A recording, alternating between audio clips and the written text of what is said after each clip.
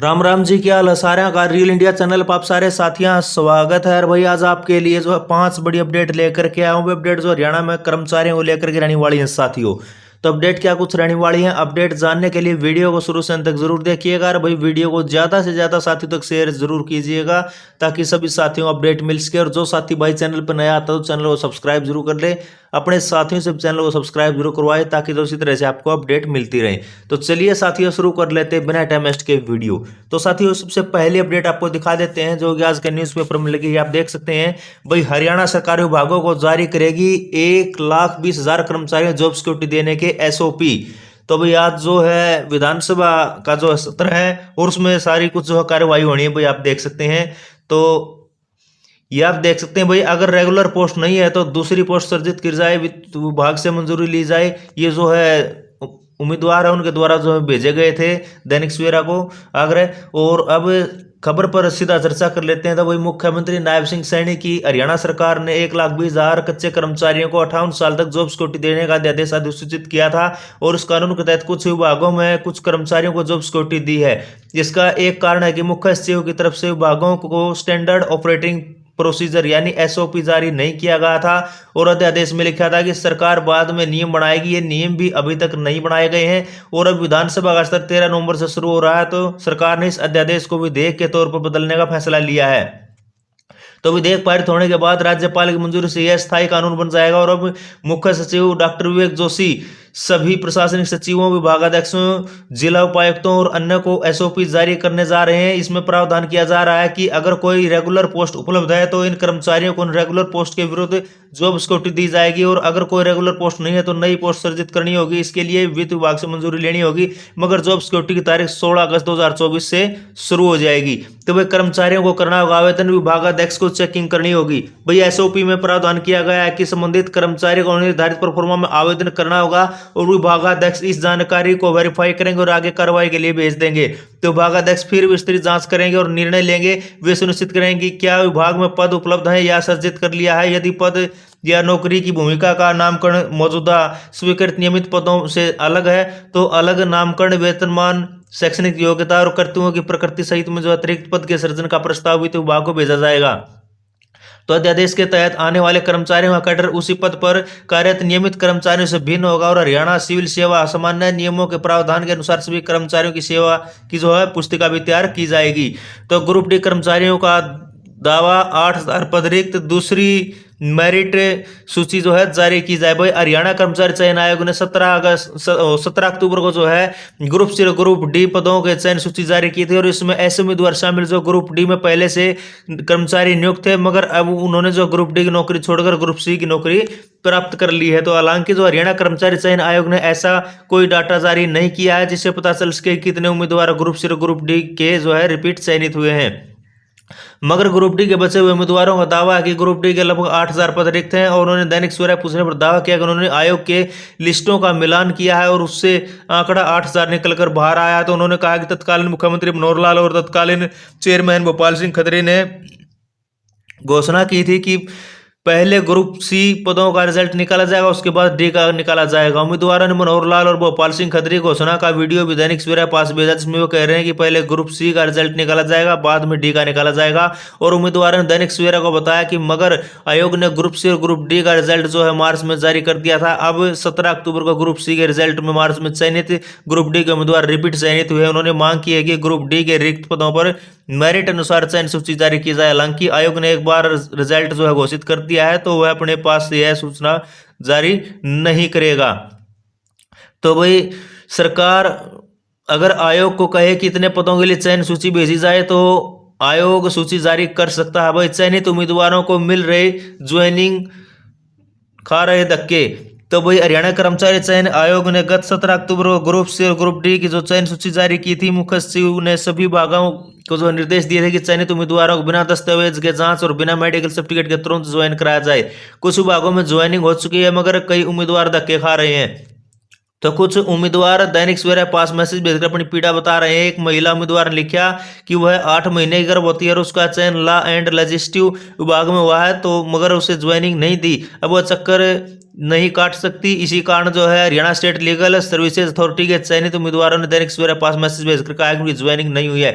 2019 में नियुक्त group D कर्मचारियों को मिलेगी पदोन्नति। वही सरकार जो है 2018 में ग्रुप डी एक्ट बनाया गया था और उस ग्रुप तब जो है 2019 में 118,000 से ज्यादा पदों पर भर्ती हुई थी और अभी इन कर्मचारियों को 5 साल से ज्यादा समय हो चुका है, तो वे लगातार मांग कर रहे हैं कि उन्हें पदोन्नति दी जाए, मगर पदोन्नति नहीं मिल पाई। मुख्यमंत्री नायब सिंह सैनी के मुख्य प्रधान सचिव राजेश खुल्लर से भी जो है ग्रुप डी कर्मचारी मिलकर गुहार लगा चुके हैं। अब सरकार उन्हें पदोन्नत करने के तरीके पर विचार रही कर रही है और हालांकि ग्रुप डी से ग्रुप सी में पदोन्नत होने के बाद जो है इनका कॉमन कैडर बंधन समाप्त हो जाएगा। अब दूसरी बड़ी अपडेट आपको दिखा देते हैं। आप देख सकते हैं हरियाणा के सरकारी कॉलेजों में कार्यरत एक्सटेंशन लेक्चरर, गेस्ट लेक्चरर को मिलेगी जॉब सिक्योरिटी। तकनीकी शिक्षा विभाग के गेस्ट लेक्चर इंस्ट्रक्टर को मिलेगी जॉब सिक्योरिटी। हरियाणा विधानसभा में पेश किए जाएंगे दोनों अलग अलग विधेयक। तभी 50,000 रुपए का वेतन पाने वाले कर्मचारियों का अलग से विधेयक पेश होगा। तो आप देख सकते हैं भाई जो है बड़ी न्यूज आई भाई आज के न्यूज़पेपर में। भाई मुख्यमंत्री नायब सिंह सैनी अपने वादे के अनुसार हरियाणा के सरकारी कॉलेजों में नियुक्त एक्सटेंशन लेक्चरर या गेस्ट लेक्चरर को जॉब सिक्योरिटी देने जा रहे हैं और हरियाणा विधानसभा के 13 नवंबर को शुरू हो रहे, यानी आज से जो शुरू हो रहा जो विधानसभा स्तर है, तो उसमें जो है उच्चतर शिक्षा विभाग की तरफ से शिक्षा मंत्री महिपाल डंडा इन शिक्षकों को 58 साल तक नौकरी सुरक्षित करने के लिए विधेयक पेश करेंगे। और इसी तरह जो है तकनीकी शिक्षा विभाग की तरफ से तकनीकी संस्थानों में कार्यरत गेस्ट फैकल्टी को भी जो 58 साल तक नौकरी सुरक्षित करने के लिए अलग से विधेयक पेश किया जाएगा। और मुख्यमंत्री नायब सिंह सैनी ने गत 17 अगस्त को चुनाव आचार संहिता लगने के बाद हुई मंत्रिमंडलीय बैठक के बाद वह जानकारी दी कि वही एक्सटेंशन लेक्चरर और गेस्ट फैकल्टी को भी जॉब सिक्योरिटी मिलेगी। और अब तीसरी बार सरकार बनने के बाद इसी घोषणा को अमली जामा पहनाने के लिए विधेयक पेश किए जाएंगे। इसके अलावा सरकारी विभागों और अन्य बोर्डों निगमों में जो है 50,000 रुपए का जो मासिक वेतन पाने वालों के लिए 14 अगस्त 2024 को जो अध्यादेश अधिसूचित हो चुका है, उसे अब विधेयक के तौर पर विधानसभा में पेश किया जाएगा। और उसकी जानकारी प्रदेश सरकार ने जो विधानसभा सचिवालय को भेज दिया और सचिवालय ने इसे जो वेबसाइट पर भी अपलोड कर दिया है। तभी जॉब सिक्योरिटी पाने वाले कर्मचारियों को ये मिलेंगे लाभ। अतिरिक्त परिश्रमिक एडिशनल रेमुनरेशन इस तरह मिलेगा भाई। 10 साल से अधिक एंट्री पे लेवल का 15%, 8 से 10 साल के बीच एंट्री पे लेवल का 10%, 5 से 8 साल के बीच एंट्री पे लेवल का 5%। और स्वास्थ्य हेल्थ केयर बेनिफिट भाई सुविधाओं के लिए लाभ प्रधानमंत्री Jan Arogya Yojana, PMJY Chirayu extension scheme या जैसा सरकार रिवाइज करेगी। मृत्यु cum retirement gratuity payment of gratuity 1972 central act 39 of 1972 में किए गए प्रावधान के समान रेट। और maternity benefit act 1961 central act 53 of 1961 में प्रावधान के अनुसार। और ex gratia compensate financial assistance या हरियाणा कौशल रोजगार निगम में सरकार की तरफ से अधिसूचित पॉलिसी के अनुसार कंपनसेट अपॉइंटमेंट। तब स्कूलों में गेस्ट टीचर को भी जॉब सिक्योरिटी एक्ट में लाभ दिया था, मगर विभाग ने नहीं दिया। हरियाणा सरकार ने 14 अगस्त 2024 को अध्यादेश जारी किया जिसमें 50,000 रुपये से अधिक का वेतन पाने वाले कर्मचारियों को जॉब सिक्योरिटी दी गई थी। और इसी में स्कूलों में कार्यरत गेस्ट टीचर को भी जो लाभ दिया गया, मगर गेस्ट टीचर ने जो दैनिक सवेरा बताया कि स्कूल शिक्षा विभाग उन्हें यह लाभ नहीं दिया है। तो मुख्यमंत्री नायब सिंह सैनी ने 17 अगस्त 2024 को प्रेस कॉन्फ्रेंस में यह बयान दिया था। कैबिनेट मीटिंग के बाद मुख्यमंत्री आवास पर प्रेस कॉन्फ्रेंस में मुख्यमंत्री नायब सिंह सैनी ने कहा था कि हाल ही में कैबिनेट द्वारा 50,000 रुपए से कम वेतन वाले अनुबंधित कर्मचारी सेवा सुरक्षित करने का फैसला लिया गया। अब 17 अगस्त की मंत्रिमंडलीय बैठक में फैसला लिया गया कि उच्चतर शिक्षा विभाग के एक्सटेंशन लेक्चरर, इंजीनियरिंग कॉलेज और पॉलिटेक्निक की गेस्ट फैकल्टी को जो इसमें कवर किया जाएगा और इनका केस चुनाव आयोग को अनुमति के लिए भेजा जाएगा। इसके अलावा अन्य विभागों में लगे अनुबंधित कर्मचारी जिसमें सभी तरह की रजिस्टर्ड सोसाइटियों जैसे समग्र शिक्षा परिषद, Haryana AIDS control society, NHM work education instructor, ROE model school, computer professional teacher, DITS व अन्य शामिल है। इसमें कई अन्य विभागों में कार्यरत फिक्स्ड पे वाले कर्मचारी जैसे police, SPO, public health, term appointee जो इस अध्यादेश में फिलहाल कवर नहीं है, उन्हें भी जो इसका लाभ देने के लिए मुख्य सचिव की अध्यक्षता में एक कमेटी का गठन किया जाएगा। और उस कमेटी में वित्त विभाग के अतिरिक्त मुख्य सचिव और मानव संसाधन विभाग के प्रधान सचिव शामिल होंगे। और ऐसे सभी केसों का अध्ययन करने के बाद जो है कमेटी अपनी सिफारिश चुनाव आयोग को भेजेगी। तो ये आप देख सकते हैं भाई कॉलेजों में 1893 एक्सटेंशन लेक्चरर कार्यरत हैं, 46 गेस्ट लेक्चरर है। तो हरियाणा के सरकारी कॉलेजों में 1893 एक्सटेंशन लेक्चरर कार्यरत हैं, जबकि 40 गेस्ट लेक्चरर कार्यरत हैं, और गेस्ट लेक्चरर को लगभग 10 साल हो गए हैं, जबकि एक्सटेंशन लेक्चरर 2023 तक नियुक्त नहीं हो रहे हैं। हालांकि जो बाद में उच्च शिक्षा विभाग ने एक्सटेंशन लेक्चरर नियुक्त करने पर रोक लगा दी थी। अब अगर 5 साल तक सेवा करने वाले एक्सटेंशन लेक्चरर गेस्ट फैकल्टी को जॉब सिक्योरिटी देने का फैसला लिया जाता है, तो लगभग 1000 एक्सटेंशन लेक्चरर को उसका फायदा होगा। और अगर 30 जून 2023 तक नियुक्त हुए एक्सटेंशन लेक्चरर को जॉब सिक्योरिटी दी जाती है, तो सभी लेक्चरर जो है गेस्ट फैकल्टी कवर हो जाएंगे। मगर 14 अगस्त 2024 को 50,000 रुपए का वेतन पाने वाले कर्मचारी हैं, उनके लिए जो कानून है अध्यादेश के तौर पर बनाया गया था, उसमें 15 अगस्त 2024 तक 5 साल पूरे करने वाले कर्मचारियों को जॉब सिक्योरिटी देने का प्रावधान किया हुआ है। तो कॉलेजों में कार्यरत एक्सटेंशन लेक्चरर को इस समय लगभग 57,700 रुपये मानदेय मिल रहा है। तो विधेयक में किए गए प्रस्ताव अनुसार एक्सटेंशन लेक्चरर को सहायक प्रोफेसर के न्यूनतम बेसिक पे दिया जाएगा, और ग्रुप सी व ग्रुप डी के लिए जारी अध्यादेश के अनुसार बेसिक पे में जो है 5 साल और 5%, 8 साल पर 8% और 10 साल पर जो है 15% अतिरिक्त वेतन जोड़ने का प्रावधान है। तो यही प्रावधान भाई एक्सटेंशन लेक्चरर के लिए किया जाएगा, और इस हर साल जो इसकी इंक्रीमेंट के तौर पर जो वेतन बढ़ोतरी होगी डीए भी दिया जाएगा। तो भाई यूनिवर्सिटीज के सहायक प्रोफेसरों के लिए फिलहाल जॉब सिक्योरिटी विधेयक नहीं आगे मिलेगा। जो सरकारी कॉलेजों में नियुक्त extension lecturer, guest lecturer, engineering college, polytechnic कॉलेजों में कार्यरत जो गेस्ट लेक्चरर, गेस्ट इंस्ट्रक्टर्स की जॉब सिक्योर करने के लिए विधेयक लाए जा रहे हैं। मगर यूनिवर्सिटीज में नियुक्त सहायक प्रोफेसरों को जॉब सिक्योरिटी देने के लिए फिलहाल विधेयक नहीं लाया जा रहा है, मगर आगे इसके लिए जो विधेयक लाया जा सकता है या विधानसभा स्तर के बाद अध्यादेश भी लाया जा सकता है। तो इंजीनियरिंग कॉलेज और पॉलिटेक्निक की गेस्ट फैकल्टी के लिए भी जॉब सिक्योरिटी विधेयक। भाई तकनीकी शिक्षा विभाग ने जो इंजीनियरिंग कॉलेजों, पॉलिटेक्निक कॉलेजों में कार्यरत सहायक professor, guest lecturer, guest instructor को जॉब सिक्योरिटी देने के लिए विधेयक तैयार किया है। शिक्षा मंत्री पेश करेंगे, और 55,500 रुपये, 53,100 रुपये और 35,400 रुपये के मूल वेतन में जॉब सिक्योरिटी देने का प्रावधान किया गया है, जहां पर नियम बने हुए हैं, और वहां पर जो है नियुक्त इन्हें लेक्चरर और इंस्ट्रक्टर को भी जॉब सिक्योरिटी मिलेगी। और जहां पर नियम नहीं बने हैं तो वहां नियुक्त जो है लेक्चरर, इंस्ट्रक्टर को जॉब सिक्योरिटी मिलेगी और डीए मिलेगा, सालाना वेतन में बढ़ोतरी होगी। अब तीसरी जो बड़ी अपडेट आपको दिखा देते हैं जल्दी। ये आप देख सकते हैं भाई, जो कोविड में मृतक कर्मियों के परिजनों को मार्च 2020 से ही मिलेगी एक्स ग्रेशिया ग्रांट। तो कोविड के 19 के दौरान जो जान गंवाने वाले जो हरियाणा सरकार के कर्मचारी हैं, उनके आश्रितों के लिए राहत भरी खबर है। और सरकार जो है कर्मचारियों के आश्रितों को देने वाली वित्तीय सहायता योजना को 1 साल पहले जो है लागू कर दिया है। और मार्च 2020 में देश भर के साथ हरियाणा में जो है कोविड-19 की वजह से पहला लॉकडाउन लगा था, और सरकार ने कोविड-19 में जान गंवाने वाले सरकारी कर्मचारियों को एक्स ग्रेशिया ग्रांट देने का फैसला किया था।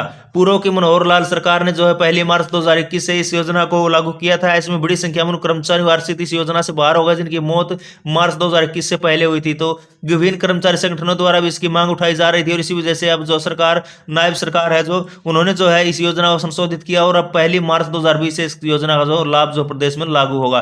तो यहाँ बता दें कि हरियाणा में कोरोना के दौरान 10,000 से अधिक लोगों की जाने गई थी। दूसरी लहर में 16 विभागों में 250 कर्मचारी मौत भी कोविड-19 से हुई, और इनमें जो सैकड़ों कर्मचारी लोग ऐसे थे जिनकी मृत्यु कोरोना की पहली लहर के दौरान हुई थी, और इसीलिए उनके परिजन वित्तीय सहायता से वंचित थे।